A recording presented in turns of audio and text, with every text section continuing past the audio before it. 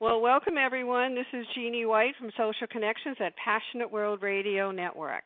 And today I have a guest on, and she's calling in from Idaho, and her name is Becky Harro. Hi, Becky. Hi. How are you? I'm good, thank you. Okay. So it worked good. That's all I care about, really. This is terrific. Well, I want to thank you for coming on. I know that you and your husband's parents are the ones you'd be in a caregiver for, correct? That's right. Can you give us like a little background how it all started? And sure.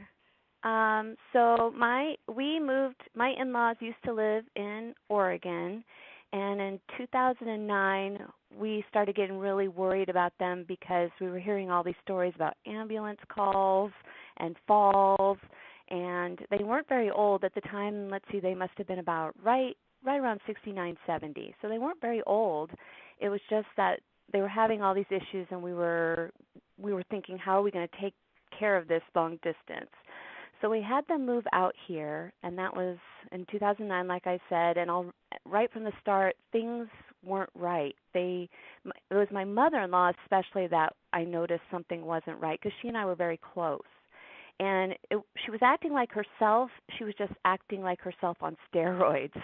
So things that would normally make her mad made her like crazy mad. And she was not behaving in the loving way she normally behaved towards my son, which is their only grandchild. And so I just started being concerned. I said something to my husband, and he said, oh, I'm sure it's the medications, or she's just getting older. That's the excuse you hear from everybody and from doctors. They're just getting older. And so things kind of went along until 2015. Actually, it was my father-in-law that in March of 2015, he fell at home and couldn't get himself back up. And while he was down on the ground, he was saying things like, I don't live here, who are you? You know, was very confused. My mother-in-law called the ambulance. They took him to the hospital, and they get him to the hospital, and of course 10 minutes later he's able to walk. So they just dismissed him, that very night.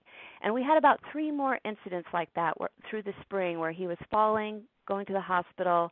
And finally, we got them to keep him overnight and have a neurologist evaluate him, and that was the first time we heard the word dementia for my father-in-law. Now, so at this point, we're like ignoring my mother-in-law because now we have a name for something going on with my father-in-law. Right. And, so then we started pursuing doctors, and of course, he was not on board.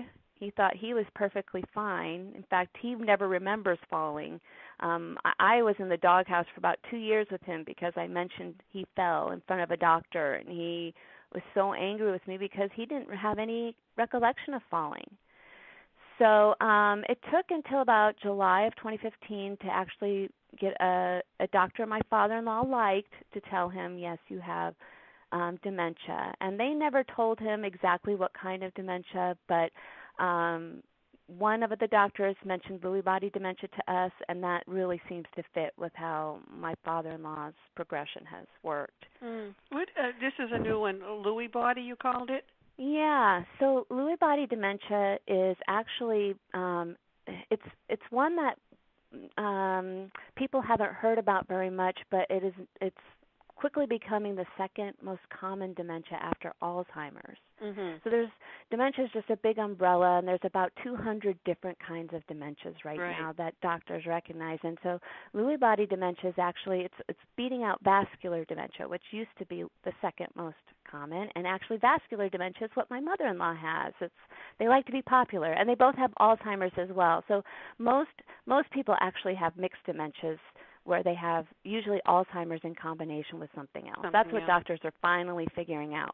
I think in the end we're going to get back to where we just have one umbrella called dementia, because truly each person is individual. It's so different. I mean, there's no cookie cutter, That's right. You can't say, you just can't put everyone in one box. No, you can't. And even if you think you know what kind of dementia you have, there's no there's no progression you can follow. Like, here's what's going to happen first. This is going to happen next. And so that is one of probably the biggest problem caregivers have, is they don't know what to expect, what's going to come next, and how to respond to it. And I think, and that's probably the thing that's most challenging is day to day you're just feeling like you never know when the next bomb's going to go off and what that bomb's going to look like. Right. I know I've heard other caregivers say the same thing in a different way, but it's still the same. It's that you don't know what they are going to be doing when they wake up. You don't know what the day is going to bring. It's almost like it's a mystery every single day. It's almost a mystery hour by hour sometimes, you know. And that is very true. And it's hard to live that way as a human being. You kind of like, you know, I barely remember my life before dementia where I would get up and kind of know how my day was going to go. Right. That's not my life anymore. And that's a hard way to live years at a time.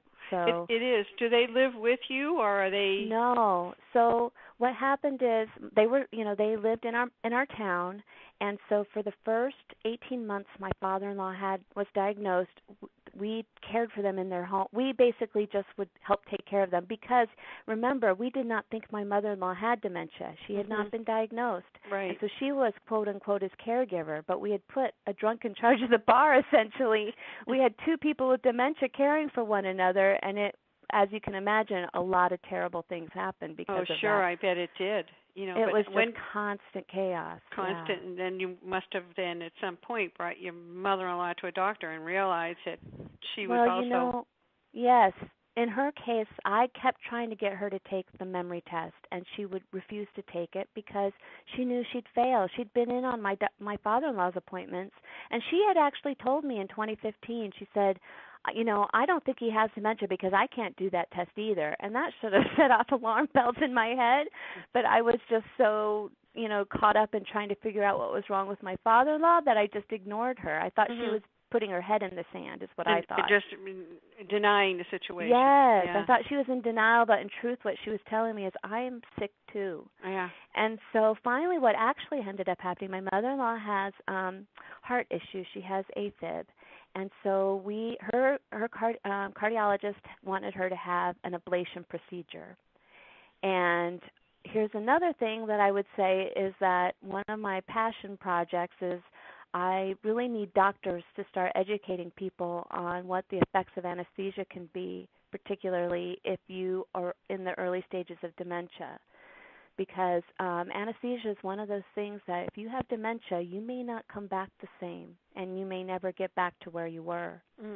And if a person has had one of those memory tests and they have mild cognitive impairment or dementia, a doctor should be telling you, I need you to know there are risks here for you to be going under anesthesia. And they don't do that. So we went in ignorant is what we did.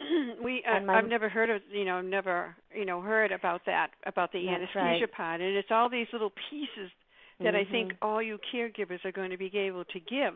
And it's like a puzzle.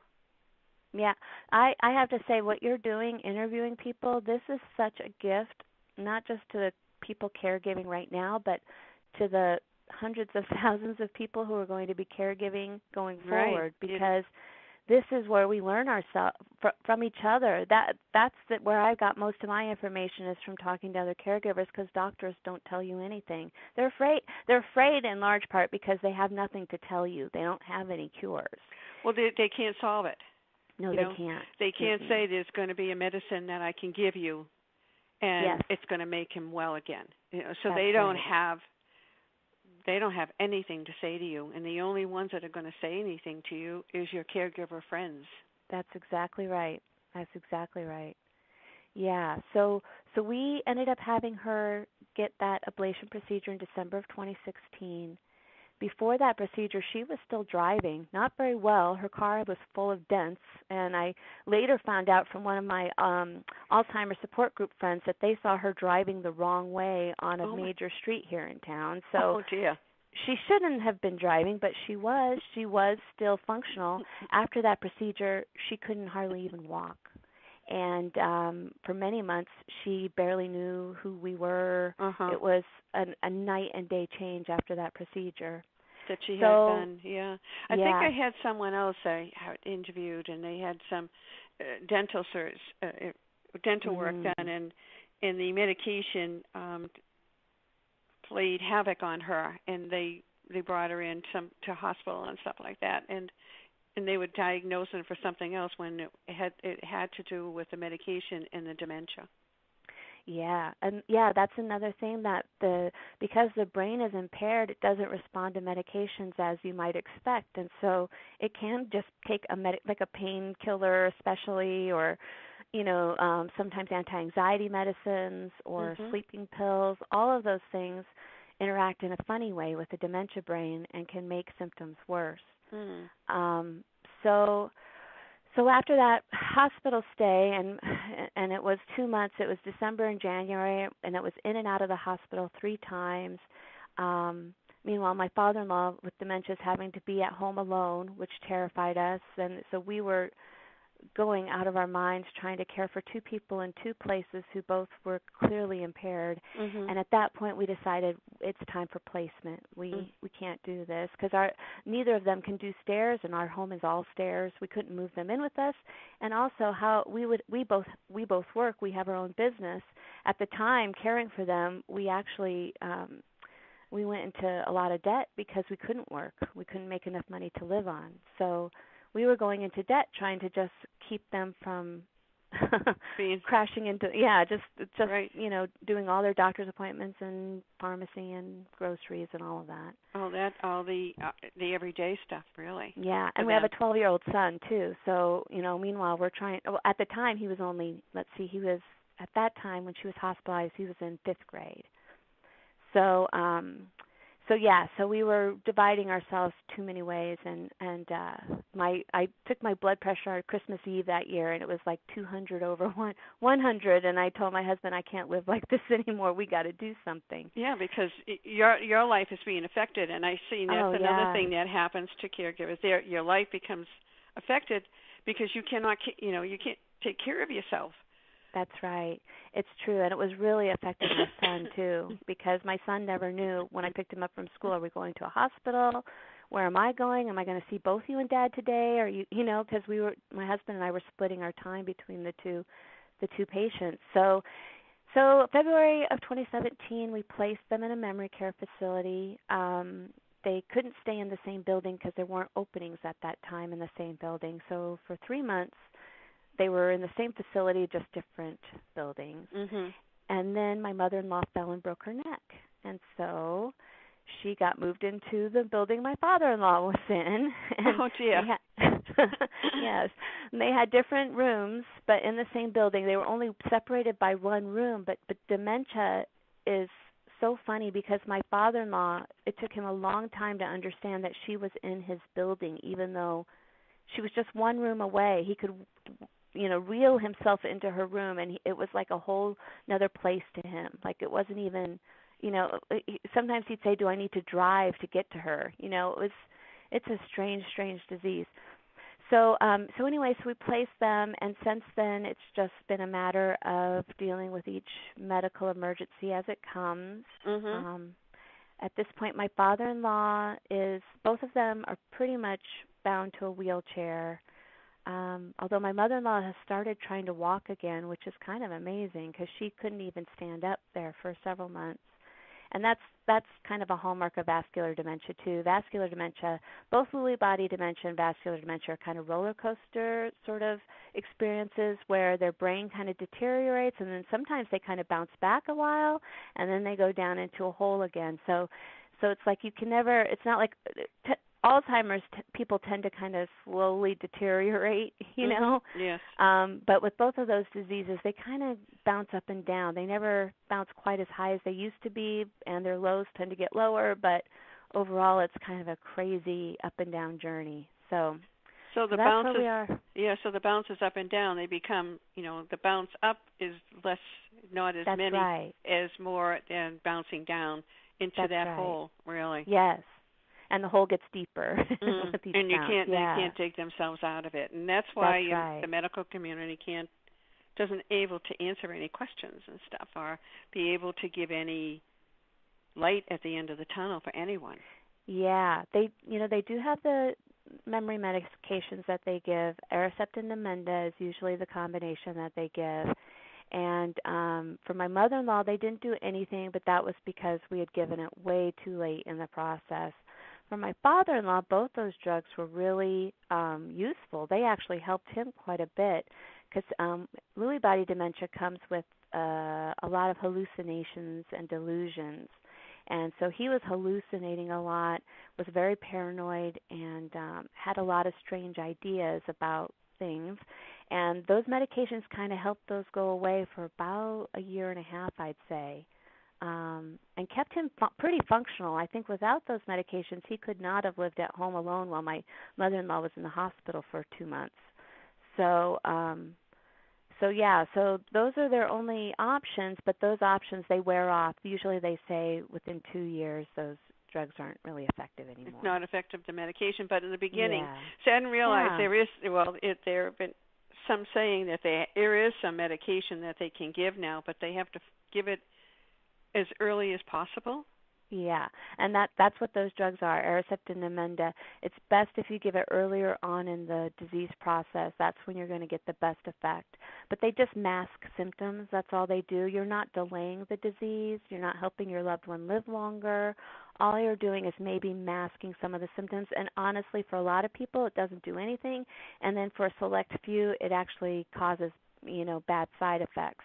So it's really a trial and error. It's worth trying because it's your only option, but you have to go low. You start with a low. Our mantra in caregiver land is low and slow. You start with a low dose and you slowly increase until you see the symptoms abate. So for us, we had one person who had a really great response to those drugs, the other person not, but I'm not surprised because by the time we tried to give it to her, she was really late stage, on the verge of being late stage dementia. So beyond what your father-in-law. Yeah. So how are you and your husband doing? And your son, because I think children are affected. I'm not sure if we've talked enough about the children that are affected because, again, it's for your son, it's a grandparent, it's his grandparents, it's his dad's mother and father. So how does that affect him? I think for him the hardest part was the chaos it brought to our family, our home life. So this all started when he was 8. But of course, like I said, they weren't quite right when they moved here. So, when he was like 4, they were already behaving kind of strange. Mm-hmm. So, it was very difficult for the 2 years that my in-laws lived at home. My son had a lot of anxiety, and it got to where he didn't even want to go to sleepovers because he was afraid while he was gone something scary would happen at home, that mom and dad would have to go to the hospital. He just was afraid of all the things he didn't know that were going to happen. Kids like stability, and we were having no stability in our lives. So fortunately, the last year has been gradually gotten better and better and better because now that they're in care, we are not the first alarm bell that has to go off when something bad happens. The facility takes care of calling the ambulance and getting them to the hospital. And so we can be a lot more casual about getting up there to the hospital. We don't have to, spend quite as much time there. And that has done a lot to help our lives get a lot more stable.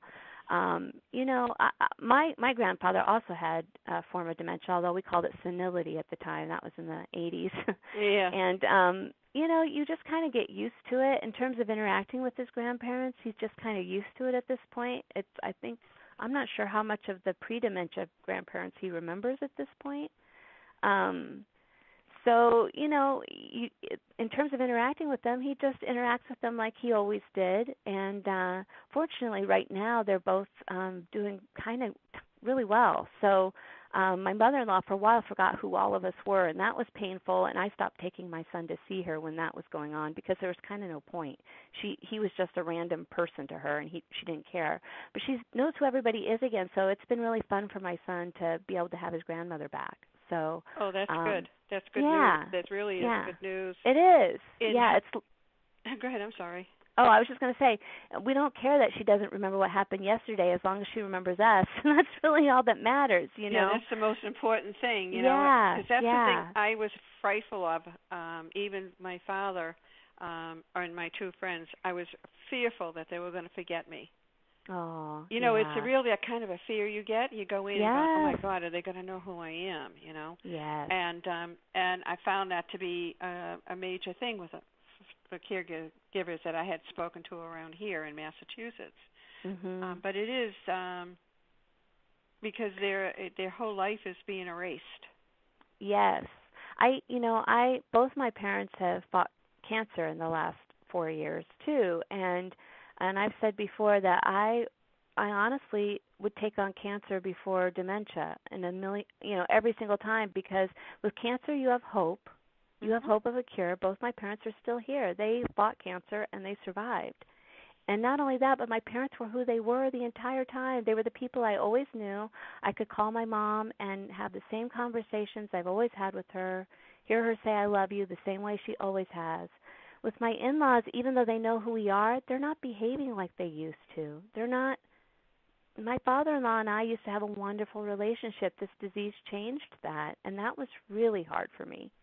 Um, because we'd always had a really good relationship, and the disease can bring out a lot of anger, a lot of paranoia, Mhm. and that is often aimed at the people taking care of them, and that is probably one of the most painful parts, because you're just trying to help. Right. You're actually turning your life upside down to help.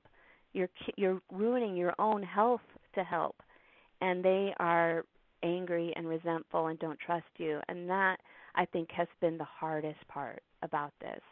um, and some of my deepest regrets are having my son witness some of those fights my father-in-law had with us. I mean, we couldn't have anticipated he was going to yell at us and get so angry with us while we were over visiting. We Right. couldn't have anticipated it, but I regret that my son has those memories, because that's not who his grandfather is.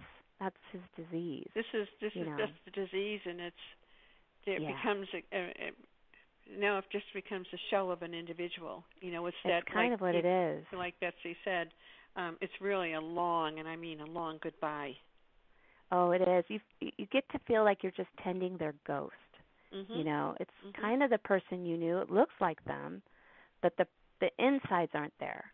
Right. And so it's very hard to keep up the energy and love when that interaction, that basic relationship, it just isn't there. You No. can't. It's not there anymore. It's So, gone. Right. yeah. And how are they? I mean, it's a nursing home, and is it a nursing home they're at? Well, actually, right now they're both in different facilities, because what happened is in March, my father-in-law got a series of infections and wounds opening up on his legs. So he's had diabetes for, I don't know, 15, 20 years, and so he has peripheral vascular disease, which means he has poor blood flow to the lower half of his body. And so any kind of little opening becomes an incredible wound. He had one wound that was like 6 centimeters long and about 3/4 inch deep. Really? And the law here in Idaho states that assisted living facilities are not allowed to keep residents who have wounds of the kind that my father-in-law has. It's a stupid law. It's because some of the facilities don't have the proper nursing staff. We had picked a facility that has wonderful nursing staff, so they could have cared for him. But the law is they had to ship him to a skilled nursing facility, which is basically a nursing home. Mhm. And we recently learned in the last couple weeks or so that it doesn't look like he'll ever get to go back to memory care. It's just his ability to heal to the stage they need him to heal is just impaired. He doesn't have that ability anymore. Um, so he doesn't know this, but he's probably never going to get to go back to the same place his wife is. Right now, what we do is we have her, the facility she lives in buses her to his facility, and we have like a little family get together. Oh, that's About, good. Yeah. about once every couple of weeks we do it. She could care less. Whenever I tell her we're going to take her over to see her husband, she's like, "Really? Do I have to do that?" And he mostly just wants to know she's still alive, and then once he sees her, he really ignores her. So Yeah. it's really kind of funny. Yeah. But it's more that my husband feels better to know, he gets to see both parents at Right. once, Yes. and he feels like he's doing but actually we just celebrated my mother-in-law's 79th birthday on Tuesday, And honestly, they were actually happy to see each other that day. It was kind of a beautiful gift that day. That was like, I'll wow. probably always remember that day because it was almost like old times. Mhm. And he really didn't want her to go, which was a lovely thing to see because he never behaves that way. So, yeah, it was really neat. It was So that's really a neat. very memorable moment for all of you. Yes. Yeah. Yeah. I think we all knew it was a special moment while it was happening. It just felt special. So, I mean, it was 90 minutes out of our life that day, and it feels like it will probably be like this kind of shining star moment It'll be for the rest something of our life. you'll always remember that. Yes, And we'll was your always son with treasure it. you? Was your son Yes, there? he was there too. Oh, so It was that's a good awesome. moment for him also. It was. He got to show them what flossing was. If you have any kids in the 10 to 12-year-old range, people listening to this know what flossing is. It's some new dance craze all the young grade school kids are doing. Oh, really? It's funny. Yeah. It's really funny. So he showed them that. So it was nice. It was nice to do like normal family stuff. It was really great. It's just a It normal was. day. Yes, exactly. We don't get enough of those. No, Too much. One of the things about caregiving in your home or when they're not in a facility is you're so caught up in the moment to moment. How do I keep this person from hurting themselves? How do I keep them Mhm. give them their medicine? How do I make sure, they're not having an accident, in their clothes, all of these things. And then once they're in a facility, you slowly get to become a family again because the immediate caregiving needs are taken care of by the facility. And you get to go back to being the person who brings treats and who gets to just sit and chat.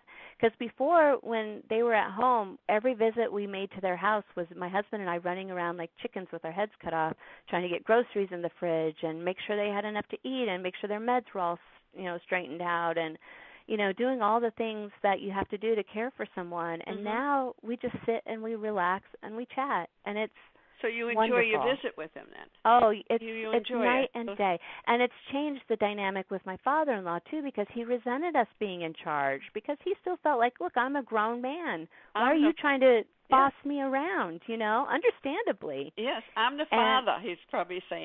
it's exactly how it was Yeah. because my parents are very close friends with my husband's parents, and he would say to them, "Who does my son think he is?" to my mom and dad. And but anyway, so now we can all just be family again. We can just talk about nothing. And my father-in-law doesn't think my husband has anything to do with his care, even though my husband is in charge of everything. He's in charge of it, but no, but there's someone Yes. else involved. That's right. There's We another have person. There's another. and Yeah. yeah, and that's a good caregiver tip is whenever you can get somebody else to be the bad guy. If you have something bad, have the doctor tell the person, or try to get when you need to pull the driver's license, try to have the state do it. Have the letter sent. Don't be the one to say you can't drive anymore because they can't remember much, but the things that they're angry about, let me tell you, they can hold on to that for a long, long time. I know that. I know that, really, because like Yes. with my friend when they took her keys away, Mhm. I didn't do it, and and because that was my friend Terry, and I was her closest because her sons were away, and not much family around her, so it was not me that said you can't because they get very defiant, That's right. That's right. And they hold on to that grudge. Like I said, it took 2 years for my father-in-law to stop being angry at me for telling a doctor he fell, which was purely the truth, Yeah. So, yes. So it does change the dynamic much better when they're being cared for. Really does. Well, I think it's a relief too, knowing that they're going to be taken care of, and also you need to take care of yourself and your family. And I always say, about caregivers, it's really important because if something happens to the caregiver, then what happens to the person that has the affliction of dementia or Alzheimer's? That is very, very true, and that has probably been the hardest part for us to do because we have two people we're caring for. There's always somebody who's needing something. It's kind of like having twins. I call them my dementia twins. Yeah. Yeah. And so we did not do a very good job of that. And after the first year of caring for them, I had to go on 2 high blood pressure medicines and anti-anxiety medication. And I'm slowly I just took myself off of one of my blood pressure medicines. I'm super happy about that, and through the support of other caregivers, actually in Facebook, we've started encouraging each other to exercise and eat better. Yeah. And through their encouragement, I'm going slow, but I'm definitely in a better place than I was a year ago, and that's really what matters. And I feel better too. That's probably the thing that matters the most. I don't feel like I have an elephant sitting on my chest 24/7 anymore, which was how I felt before. The support groups are, I think, the key to everything. Whether it's I do both real life support group here in my town. I go to an Alzheimer's support group.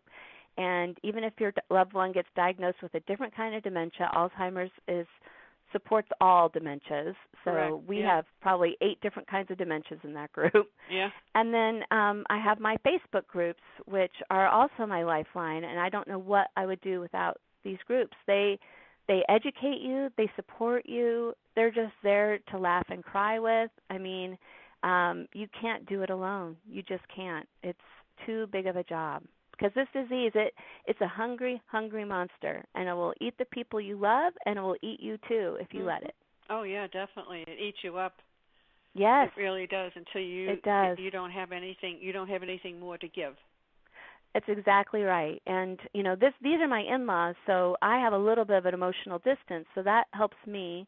My husband has a lot harder time because they're his mom and dad, and this is happening to both of them simultaneously. It's probably the saddest thing I've ever seen, and it's really eating him up. And so I'm trying to save myself, and also trying to save my drowning husband as well. And sometimes I'm not too successful. So does he have anything that he does? Play golf or? Well, he's a really active person. So he does a lot of kind of hiking, outdoorsy kind of things. Well, especially with our kids. So. And he's also this last year gotten a lot better about taking time for himself and doing more physical stuff because he knows it makes him. He's smart about all of it. It's hard even when you know intellectually what you should be doing. The emotional part just drags you down sometimes. Oh, that's the guilt. One. There's always guilt. Your heart is speaking, and your brain is trying to tell you, you need to take care of yourself. You need to. But because we're so into, oh my God, if I don't do it, who's going to do it? I have to do it. You get into a frizzy, and then you just work yourself into, you're into a box that you don't even know how to come out of again. It's very, very true. One of the best things that helped me was going to my Alzheimer's support group because the leader there basically said to me, they're going to die no matter what you do. Oh yeah. You can't change the outcome of this disease. No. And as simple as that sounds, it's like that kind of woke me up like, because at the time I was killing myself trying to keep my mother-in-law alive. And I realized I can't battle this. I don't have any kind of magic. If doctors can't do it, I can't do it. And so I started letting go of my responsibility for keeping her alive. And now my responsibility is to keep her safe and cared for. That's how I look at my responsibilities. That is my mantra. Is she safe? Is she cared for? Then she's okay. Yeah, that's how I felt about my friend Terry, this last one that passed away in January. You just do. You just want to make sure that they're, being taken care of.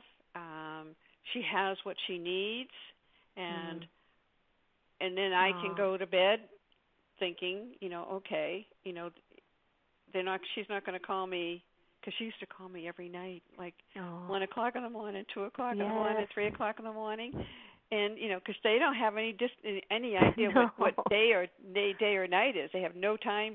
That's right. Thought logic. It's always just now. Oh, but I tell this to all the caregivers I talk to, and we used to be like, oh my God, I've got to go to work. How am I going to sleep? Yes. So then I finally, because it was crazy stuff when she would leave a message. So finally I did this. I shut my phone off at night. I had to be able to sleep. Right.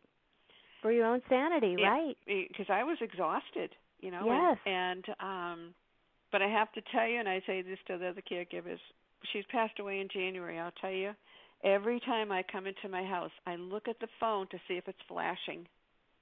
Yes. I'm amazed you say that because this still happens to me because when my in-laws lived at home, it was the same thing, phone calls night after day and night, all the time. Yeah. And I still, even though they've been in care now for a year and a half, I still, when I come home, the first thing I do is look at that phone to see if it's flashing, and I feel such a sense of relief when it's not. Oh, I agree. I think, yeah, and they can't even. My father-in-law can kind of call on a phone, but not very well. But my mother-in-law hasn't been able to dial in a year. So, it's amazing how that does. It really. I think it's just post-traumatic stress. It honestly. probably is because it is. It's an automatic thing. I can't explain it. Yes. And I'm not even thinking of it when I'm opening the door. I know. No, I know exactly what you mean, and because I'm still doing it too, and that feeling you get, that feeling of dread and then relief, that instant relief when the light isn't on, and you know they can't call. I mean, that's the funny part about it. I know. Weird. I realize that but she can't call me anymore. But it's just the strangest thing, and I'm wondering, I don't really dwell on it. I just happen to think of it when I'm talking to, one of you gals. Yeah. And it brings it back, that phone, because it was like a nightmare. Yeah. It really was. I didn't know if I was coming or going, Well, it's like, I think it's almost like that form of torture they do to people, and where they turn the lights on at odd times. It's like it's that kind of torture where you don't know what to expect moment to moment, and to constantly live in dread is a terrible place to live. Oh, yeah.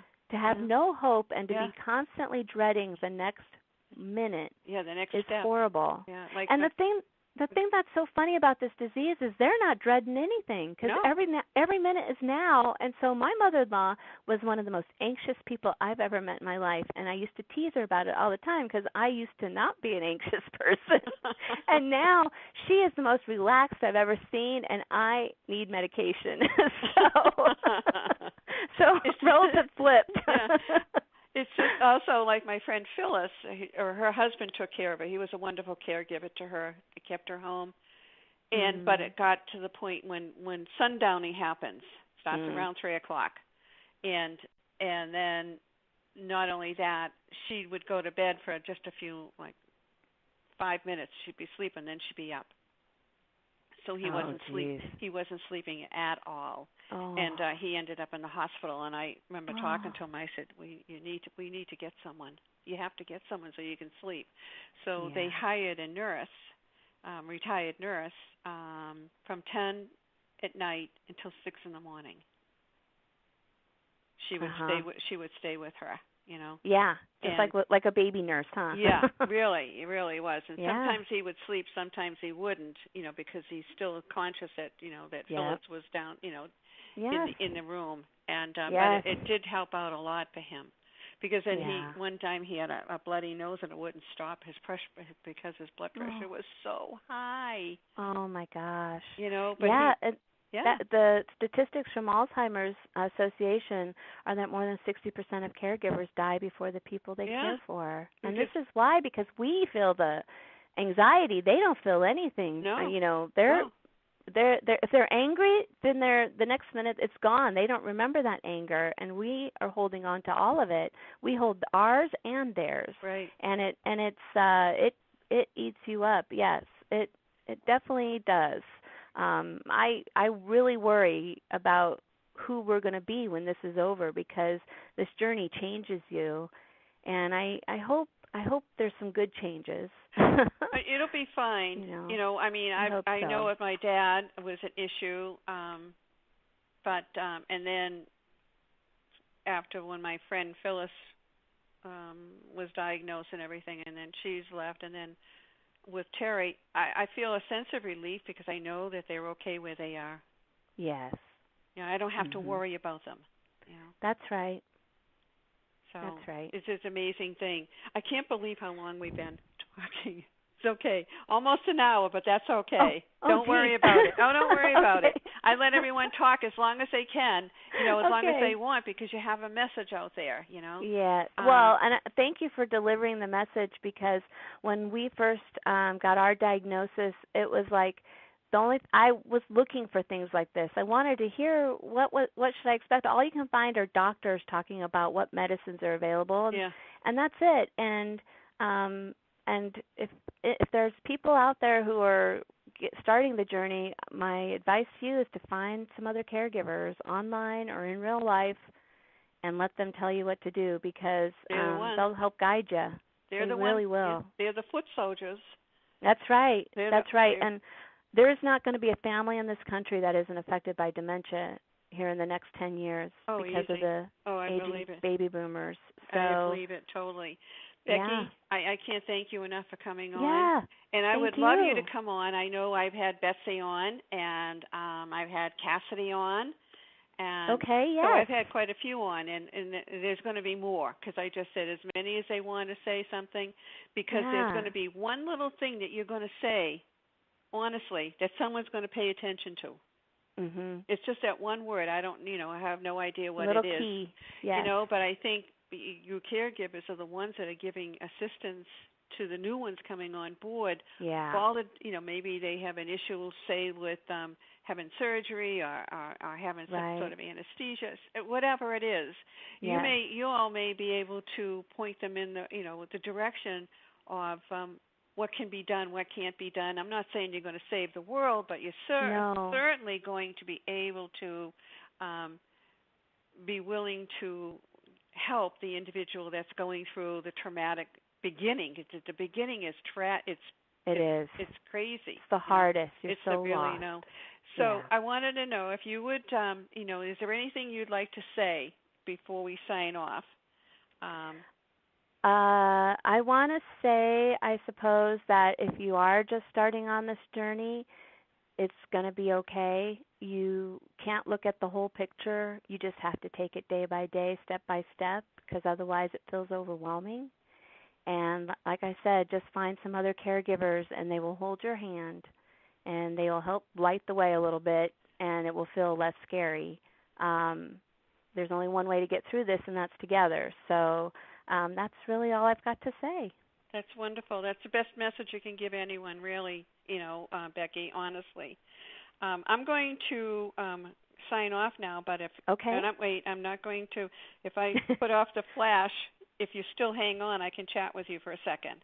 Okay. All right? I'm just going to sign off now. I want to thank everyone for listening to this show on the caregivers and what their personal experiences are and what's happening to them and how they're associating with more Facebook, maybe on Facebook, more caregiving, being friendly with everyone and giving more information. So if you want to know more about this, you can contact me at jwhite7033@comcast.net. This is Jeanne White from Social Connections on Passionate World Radio Network. I want to thank everyone for listening and enjoy the day. Talk to you later. Bye now.